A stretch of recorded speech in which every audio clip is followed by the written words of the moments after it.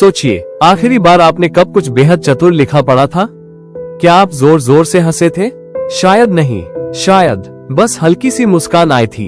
यही है बुद्धिमत्ता की असली ताकत। ये शोर नहीं मचाती, बस धीरे से छू जाती है। और जैसा नीत्शे कहते हैं, सबसे चतुर लेखक हमें केवल हल्की सी मुस्कान ही देते हैं। बुद्धिमत्ता विट मजाक नहीं है। यह एक तरह की सुंदरता में लिपटी हुई बुद्धि है। ये किसी बात को इतनी सटीक और चतुराई से कहने की क्षमता है कि वो सीधा दिल और दिमाग को छू ले। बुद्धिमत्ता शोर नहीं करती, बल्कि हल्का सा धक्का देती है। यह जोरदार हंसी नहीं दिलाती, बस एक छोटी गुपचुप मुस्कान छोड़ जाती है। नीत्शे सही कहते हैं, बुद्धिमत्ता शायद ही कभी ठहाके लगवाती है। क्यों? क्योंकि असली बुद्धिमत्ता हमें सोचने पर मजबूर करती है, सिर्फ हंसने पर नहीं। उसमें छुपा अर्थ समझने में एक पल लगता है, और जब समझ आता है तो आनंद भीतर गहराई में महसूस होता है। यह अनुभव निजी होता है, जैसे लेखक ने सिर्फ आपको ही आंख मारी हो।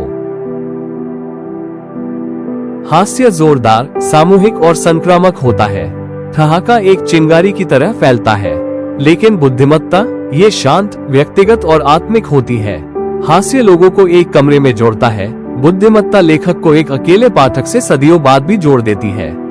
यही कारण है कि इसका असर हंसी नहीं बल्कि हल्की सी मुस्कान होता है, एक निजी एहसास। हाँ, मैं समझ गया।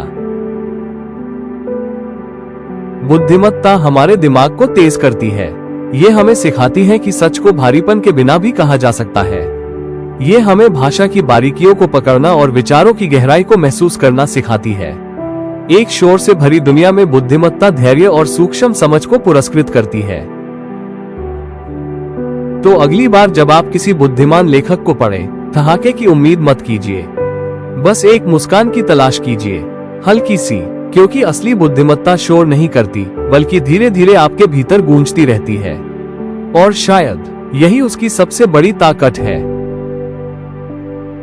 अगर आपको नीत्शे की यह बात पसंद आए तो लाइक, शेयर और सब्सक्राइब करना न भूलें, क्योंकि कभी कभी सबसे छोटी मुस्कान ही सबसे गहरी बुद्धि को छुपाए होती है। अगले वीडियो में मिलते हैं।